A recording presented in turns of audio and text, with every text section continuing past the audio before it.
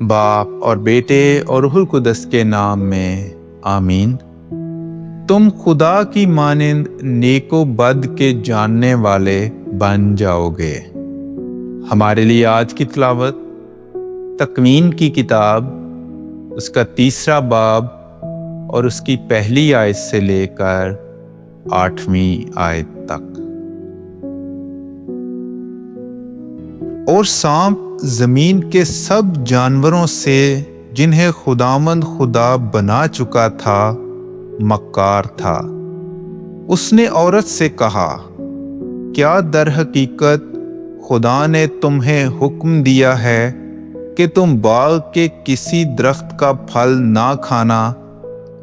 اور عورت نے سانپ سے کہا کہ باغ کے ہر درخت کا پھل ہم کھاتے تو ہیں، مگر جو درخت باغ کے درمیان ہے خدا نے صرف اس کی بابت حکم دیا کہ پھل نہ کھانا اور نہ چھونا ورنہ مر جاؤ گے۔ تب سانپ نے عورت سے کہا، تم ہرگز نہ مرو گے، بلکہ خدا جانتا ہے کہ جس دن تم اس سے کھاؤ گے تمہاری آنکھیں کھل جائیں گی اور تم خدا کی مانند نیک و بد کے جاننے والے بن جاؤ گے۔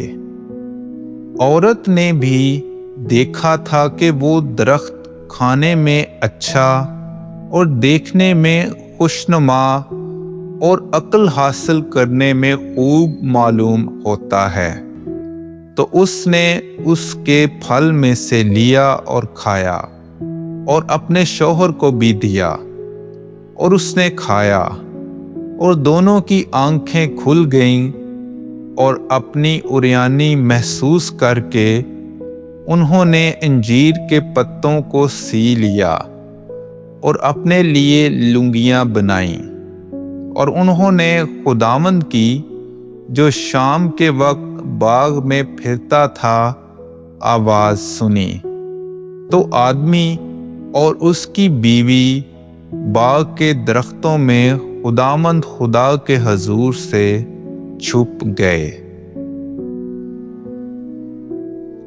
پاک کلام کے پڑھے اور سنے جانے پر خدا کی برکت ہو۔